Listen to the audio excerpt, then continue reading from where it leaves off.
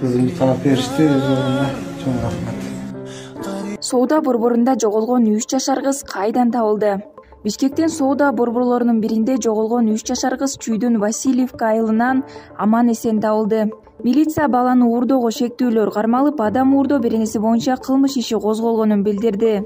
Кармалган аял балдар аянтчасына өзүнүн балдары менен барып, алар кетип жатканда кичинекей кыз ыйлап аларга келгенин, анан ата-энеси жок болгондуктан улуу баласына кызды жетелеп ал дегенин Кактус медиага милициядан билдиришкен. Шектүүнүн айтымында ал кийинки күнү кызды кайра соода борборуна алып келип коймок.